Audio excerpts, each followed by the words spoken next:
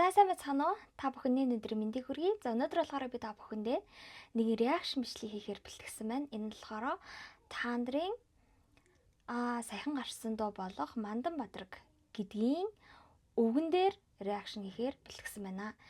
Өөрөөр хэлэх юм бол тухайн дууны хийцлэл, клип, бусад зүйлээр нь огтос сэтгэлээ болон өөрийнхөө бодлыг илэрхийлэхгүй.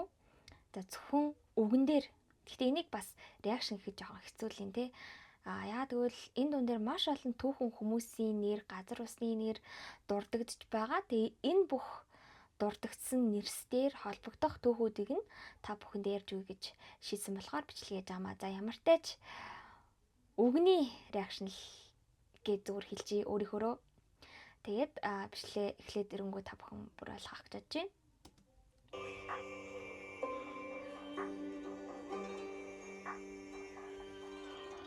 Миний Монголоос минут Мандан Бадраг намайг тууд дөрөв цагчин баятууд халах ангууд бүрэтууд. За энэ дээр болохоор Монгол Угсаатны ястангуудыг дурдж өгсөн байна. За мэдээж голлох, дийлэн холох нь болохоор халахууд байгаа. За халах маань болохоор 97-98 эзэлдэг. Үлдсэн нь болохоор бусад онцлог ястангууд байгаамаа. За дөрөвдөө үтгэн бол Монголын нуус товчоонд гардаг Дуваас сохор 4 хүүтэй байсан. Дуваас сохрыг нас барсны дараагаар түүний 4 хүү авгах добуу мэрэгэнтэйгээ хагаралдаад эвдрэлцээд салж нүүсэн. Ингээд 4 давхтан болсон гэж гардаг байгаа.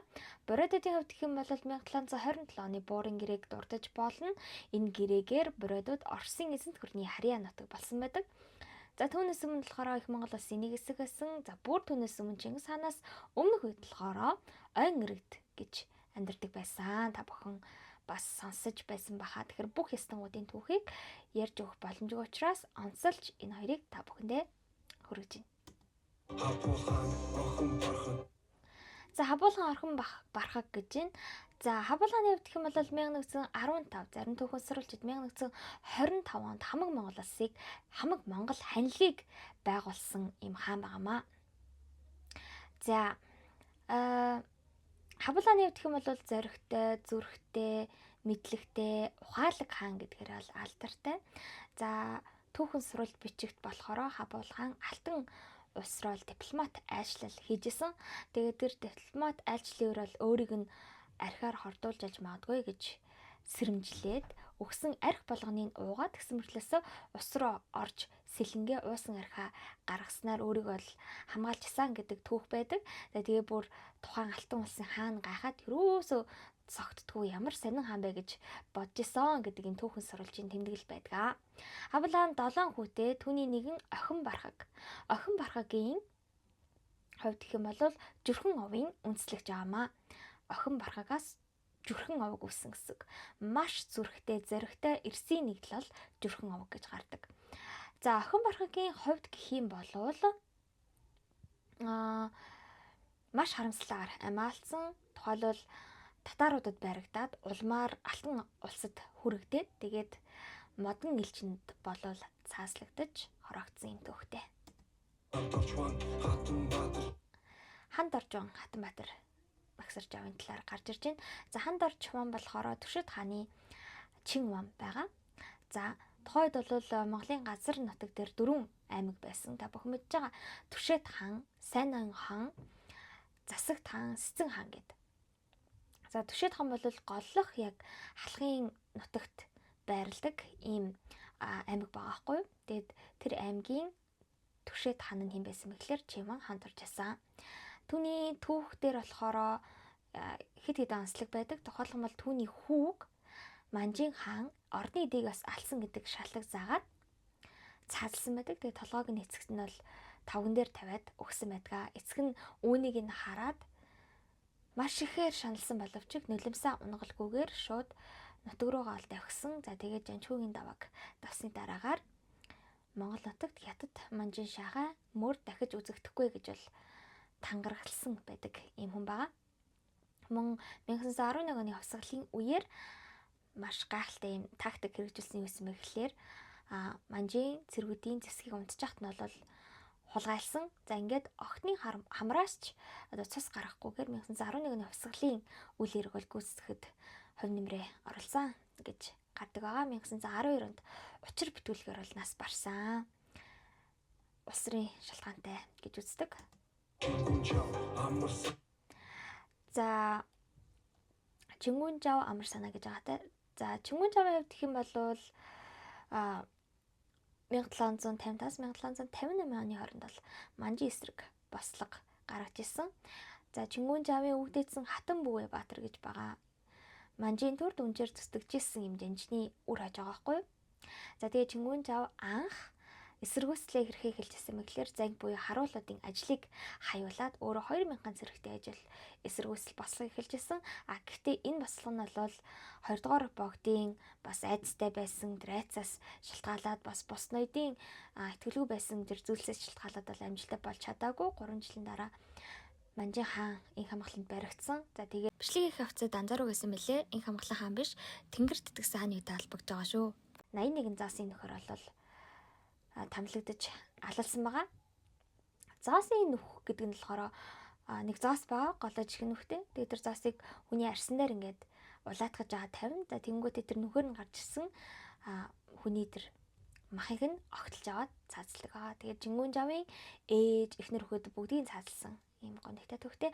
Амар санаагийн хувьд гэх юм бол ойртын зайсан байсан. За тэгээд ойрд бол өөрсдийн дотоодын хагарлын улмаас л Манжид эслэгсэн байгаа. Үүнд л амар санаа их оролцоотой. Яагаад гэх юм бол амар санаа даваач нар нийлээд ойрдын лам даржаа гэдэг хааныг бол буулгасан. За тэгээд даваач бол хаан болсон байгаа.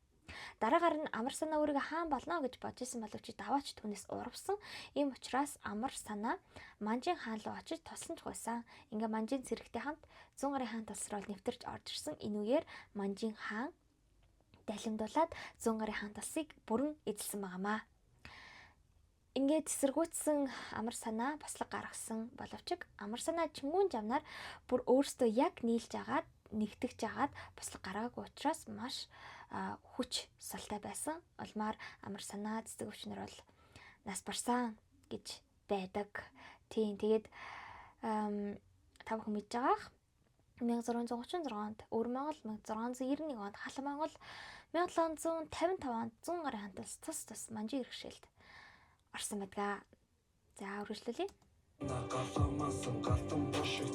Галамансан галдан бошгот гэж энэ нь болохоор юу гэсэн үг гэх юм бол галдан бошготын хувьд анх сахил санаартай хувраг хүмүүссэн төвдөд ном үзчихсэн. Галан бошготын эцгийг нь Эрдэнэбаатар хунтааж гэдэг. Эрдэнэбаатар хунтааж болохоор 44-2 гэдэг Ойрд Монголын цааз бичигт бол маш үүрэгрэлтэй оролцсон ийм удирдагч байгаа. Галан бошготыг төвд оронд сурж явах үед нь эцэг насарсан.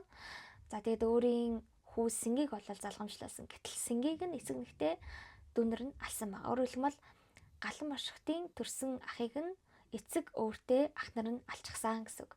Энэ мэдээг сонсоо галан бошгот шар шавтлаад нутг руугаа буцсан. За тэгээд ахыхаа уршиг аваад өөрөө 100 гарын хаан тосыг байгуулсан байнамаа. Тэрний хувьд гэх юм бол Ану гэдэг хатантай. За Ану хотны хувьд гэх юм бол түндэл амиар өснөрөө бас түүхэнд гарч ирдэг. Галан бошгот Самаркандыг хүртэл эзэлсэн ийм өргөн удам газар нутгийг захирсан хаан байсан. За гол нь 100 гарын хаан тус болон Халх Монголын зөрчилдөөн маш их ширүүлсэн байгаа. 1686 оны хүрэн бэлчээрийн чуулганаар тэр зөрчилдөөн нь улам дэврээд за тэгээд улмаар 1688 онд Галдан бошгот халахын нутагт цөмрөө орж ирсэн. За гэтэл тухайн үед Түшээд хаан жахуунд орж шашны тэр хүн анхдахаар зан базар нар болохоор ард иргэд шавнараа аваад аль хэдийн Манжин хааны тусламж ивэлэг гухаар зогссон байсан. Галдан бошгот халахын нутагт орж ирэхэд бараг хүн амтан үлдээгүй байдгаа. Хоос нутаг л байдаг. Ингээд жахуунд орж зан базар тэргүүтээ ихэс дээдс 1991 онд чуулган хийгээд Долон нуурын чуулган гэдэг. За тэгээд Манжид агаар орохоор шийдсэн. Манжид агаар орсон. Манжин тэлсэмжтэйгээр Галдан бошготыг 1686 оны 100 модын тулаанаар бол бүрэн дороотуулсан. Энэ үед түүний хатан Ану амиа алдсан байдаг. Ингээд Галдан бошгот цогтож явж байгаад өөрөө бас өвшнөрөөд болсон. Түүнийг өөдсөний дараагаар Манжин хаан итгээгүй. За тэгээд Галдан бошготын дараа хаан болсон Цэвэр Авдангаас түүний бие шарил болон 2 охиныг нь гуйдаг. За ер нь шаарддаг. За 2 жилийн турш шаарсаар агаад яа харахгүй түүний 2 охин болон шарлыг нь Цэвэр Авдан Манжин хаанд шилжүүлдэг. Манжин хаан Галан бошготын шарлыг хэсэгчлэн тастаад цацаж ийш тийшээ болж алга болгосон. Тэгээ толгойг нь үлгсэн байгаа. Ер нь бол хойд дүрийг нь дахиж гаргахгүй болгож гинэ гэж үтсэн. За тэгээ хоёр охин нь яасан сайн мэдгүй байна. Цэвэр автан болохоор галмаршигтын өнөө алгцсан синг хунтайжийн хүү баггүй юу. Тэгээ галмаршигтыг халахтай дайнг явж хат нь араар нь хаан садлыг булгаад хаан болж исэн юм төвхтэй. Монголоос минь нүрт Мандан Баатрыг нар мэдүүд Алтан нургийн хөвгүүд Амьдсан өвгүүд Чамдун даванаас тарахтай хүртэл Алтан овоо Тахтын хот хор Алтан овоо гэдэг нь болохоор Дарганг хошууг хэлж байгаа. Дарганг хошуу болохоор сүргчин хошуу гэж нэрлэгддэг. Манжин хааны зарилгаар бий болсон хошуу байгаамаа. За хааны цэрэг эрсийн агтмор болон хоол хүнс хонь зэрэг тавар шиг малыг бол сүргэлж за тэг хүргэж өгдөг ийм хошуу байсан. За яагаад энэ талаар би онцлоод байгаа гэх юм бол энэ хошуу анхнаасаа ерөөсөй байгаагүй манжааны зарилгаар бий болсон хошуу байгаа байхгүй. Тэгээд Богд хаант Монголоос байгуулагдахад энэ хошуу аль улсын харайнд орох вэ гэдэг нь л эргэлзээтэй байсан. Яагаад гэвэл анхнаасаа хэрвээ Богд хаант улсын нэг хэсэг байсан ийм газар нутаг нэг хэсэг байсан л да. Гэхдээ яг юм одоо хошуу байсан болвол ойлгомжтой те шууд Богд хаант улсын нэг хэсэг л болно. Гэтэл анхнаасаа Манжин хааны зарилгаар бий болсон сүргчин хошуу учраас Хятадын харайнд орох уу, Монголын харайнд орох уу гэдэг асуулын эмзэг эрсдэлтэй байсан. Гэхдээ тухайн ноёд нь бол ухаан сэлээд Монголын нэг хэсэг болгож чадсан. За Дарган хошууны онцлогын үгээр ноёд нь угсаа залгамжилдаггүй. Зөвхөн Манжин хаан болон Жанчхүүгийн амбаны санал болгосноор томилдог байгаамаа. Ийм онцлогтой.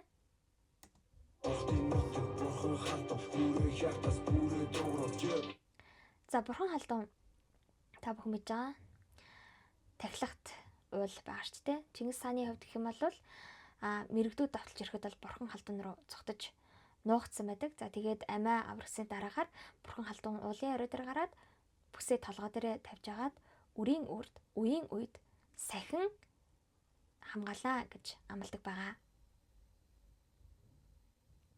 За тэгээд энэ дээр яг түүхийн нюанс гарч ирнэ л дээ. Яагаад гэх юм бол Чингис хаан мэрэгдэд болвол эхнэрээ болоолгасан. За энэ дээр юу гэж гарч ирдэг гэх юм бол Чингис хаан ерөөсөө мэрэгдүүд давталж гэж бодоагүй. Яагаад гэх юм бол сонор сорогтой хуваах чимгэн тайжууд айсв гэж тэд нарт хэлсэн. Тэгээ тайжууд бол анх Чингис хааныг бас барьжсэн. Тэгэхэд Чингис хаан бас бурхан ууланд дуугчсан байхгүй. Энэ үедээ болохоор Чингис хаан юусэн байсан бэ гэхлээр тайчууд давталж байгаа учраас өмнөх шигээ намайг л зөвхөн авах чинь гэж бодоод мөн дээрээс нь дайсан анхаарлыг өөртөө татгаж бурхан алтан руу зогцаан гэж байдгаа. За гисэн хэдий боловч тэр нь тайчууд ич мэрэгдүүд байсан. Мэрэгдүүд бол өөлөнийг авсны төлөө бүртээг авчихсан байгаа. Гэхдээ бас нэг онцлог нь юу гэхлээр энэ үеэс эхлээд Чингис хааны улс төрийн карьер бол эхэлдэг байгаа. Ингээд Чингис хаан эхнэрээ авахын тулд мэрэгдүүдтэй байлдах хэрэгтэй болсон. Ингээд тойрол ванхан дээр очиод хар болгон дах өгснийх нь хариуд хагдсан улсыг нь хамтдад өгнө гэсэн тэр одоо амлалтыг нь сануулад хамаг Монгол улсаа байгуулах, хамаг Монгол улсаа сэргээх, их Монгол улсыг байгуулах эхлэл нь бол тавигдсан байдаг. Би Монголыг бүх зүйлийг ямаг тэндэрлэн Улсыг хэл дархан байгуулсан нэг бүрийн цээжлэн Нацик дор бэмбэрэж хэлсэд За нацагт орж бэмбэрийн чин гэж энэ. За нацагт орж явах бол 1905 онд төрсэн утга зохиолын үндэслэгч орчин үеийн яруу найраг те утга зохиолын үндэслэгч юм байгаа.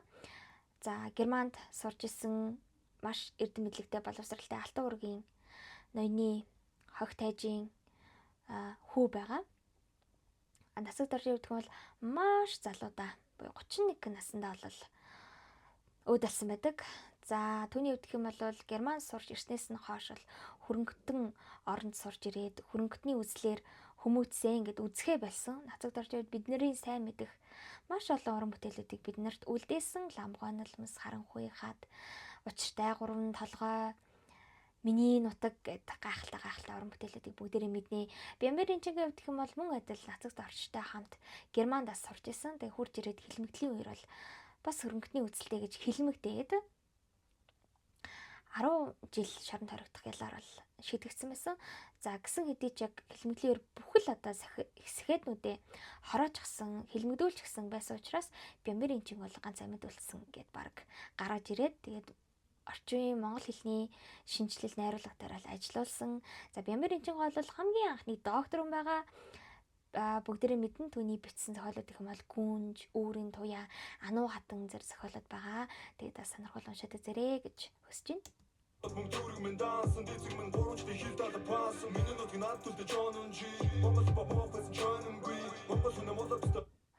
Чанам гарч ирж байна. Эрхчлөөний үзэл санаатай яруу найрагчаасан сүнтэй бодрын чулуу охиндоо бичсэн захидал зэрэг маш олон шүлгийг бол тойрвсон. За тэгээд охиндоо бичсэн захидлыг бол та бүхэн мэдж байгаа ах те. Яг арчлалын үн цөлийг бол дурдж өгсөн, эрхчлөө гэж ямар үнэтэй болохыг бол тусгасан байдаг. За тийм мөн хэлсдэж хэлмэгдсэн юм яруу найрагч байгаа.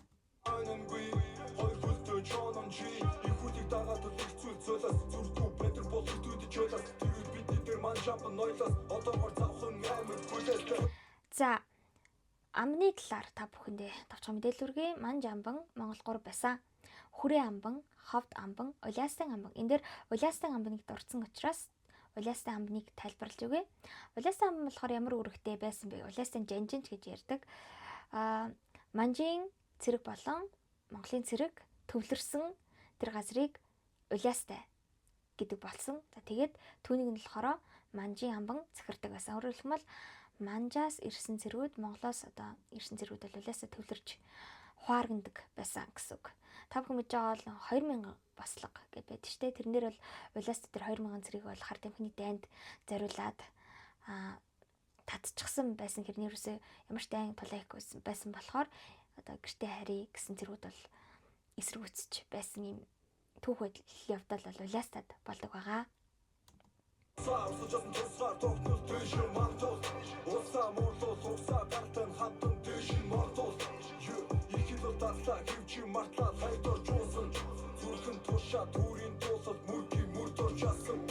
Мөрд орж гарч ирж байна. Мөрд орж бол Богд хааны өргөмөл хүү 3 настайдаа л өргөмөл хүүн болж өргөдөж байсан гэж гардаг. За тэгээд Монгол улсын тусгаар тогтнолын бэлэг тэмдэг болсон төрийн дуулын аяыг зохиолцсон хүн байгаамаа. Та бүхэн мэдж байгаа мөрд орж байгаа болон Дамнин сэр нар бол зохиосон байдаг. За үргэлжлүүлье.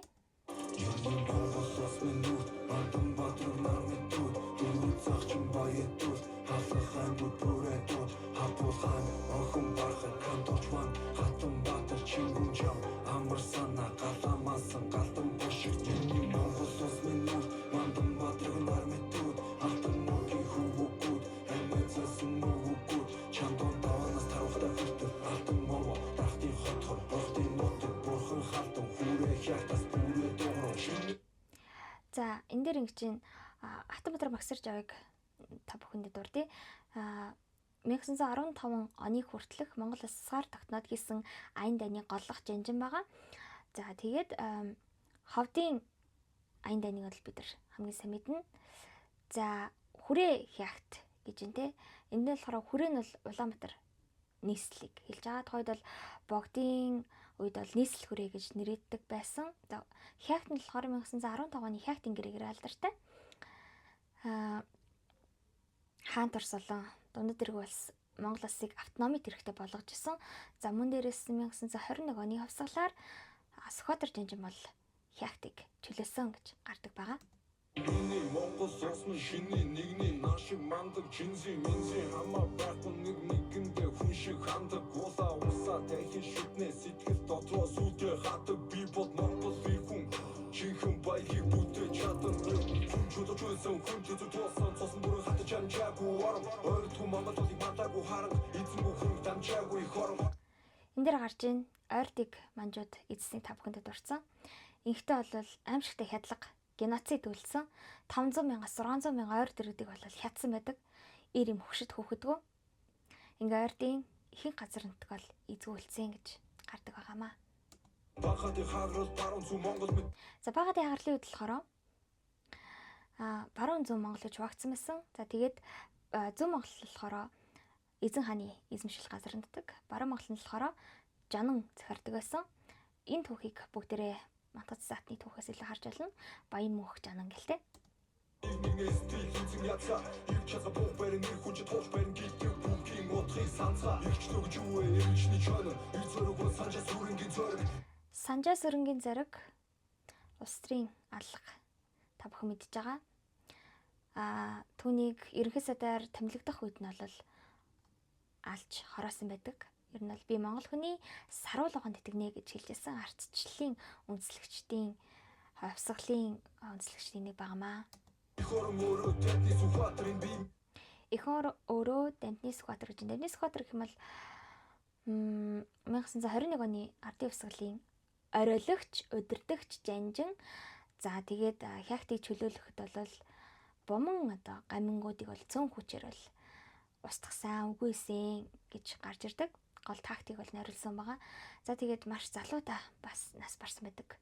Ер нь бараг 30-31 дээл нас барсан байдаг. Бас яагаад нас барсан бэ гэдэг нь бол бас нэг асуултын тэмдэглэл болдог л доо. Юртөө тэдний сүдэр газар шорог хийвэл чинван хантаж нутаг усаа химээ сайн ой хантаж За сайн ноён намнас сэрэн байгаа. Тэр болохоор төгс очрын сайн ноён намнас сэрэн сайн ноён хан аймгийн хан байгаамаа. Хамгийн гол үүрэг рол нь гэх юм бол 1911 онд олон өргөгдсөн Монгол улс 5 яамтай болсон. Гадаад хэргийн явдлын яам болохоор Чинван ханд орж, дотоод хэргийн яам болохоор Даал ам, Цэрэнчимд, Шүүх явдлын яам Намсрай, Сангийн яам Чагдаржав. За тэгээд Цэргийн яам Гомсрэн гэсэн хүмүүс бол сайд болсон. Эдгээрийг ерөнхийлөн захирдаг ерөнхий сайдаар буюу Монгол улсын хамгийн анхны ерөнхий сайдаар Намнасран болсон байгаамаа. Улмаар 1919 онд бас хорлогдсон. Та бүхэн анзарч байгаа бол ер нь Монголын скетнүүд, улс төрийн сэтгэлнүүд бол маш залуугаараа алагдсан, хорлогдсон, цааслагдсан, хилмигдсэн гэдгийг харж байна. Сана босход чингүн жам үндий чамар тавин их оны фитэн түлтэй Босос минут бандан батрын нармитууд Дүргүүд захчин баядууд Халах аймгууд бүрээдүүд Хапуулхан охин бархан канточван Хатан батар чингүн жам Амар сана галамасан гатан хошин бидний Монгол За ингээд дуу маань дуусчих шиг байна. За бичлэгтээ хамт байсанд баярлалаа. Тэгээд дараагийн удаа энэ дууг сонсохдоо та бүхэн энэ бүх болсон түүх үйл явдлыг нүдэндээ төсөөлөөд сонсох юм бол илүү үнцэнтэй байх юм болов гэж бодсны үднээс хэлээ. Тэгээд удахгүй даалтайг та нарахтаас амжилт хүсэж байна. Ийм сайхан уран бүтээлүүдээр бидэнд бэлэг орж аваад баярлалаа. Залуучууд бид нар бол түүхийг мэдэх хэрэгтэй, түүхийг мэддэгч хүмүүс юм аа гэдгийг бол үүгээрээ нотолж харуулж агаад бас маш их баярлж байна. За тэгээд Монголын түүх бол маш баялаг. Та бүхэн сонссон болвол Чингис хааны үедээ Манжийн дарлал, 20 дугаар зууны түүх, орчин үеийн үйл явдлууд энэ бүгд бол бидний үндэсний дархлаа гэж би ойлгодгоо. Тэгээд зөвхөн түүхийг бол нас тогтсон хүмүүс, эсвэл эрдэнэт доктор, профессор, багш нар өрөөсөө ярьдаггүй. Монгол хүн бүрийн ярих ёстой зүйл гэж боддог үднэс үнийг хэлээ. Анхаарал тавьсан явдал баярлалаа. За тэгээд та бүхэндээ бүгдээрэнд нь амжилт хүсье.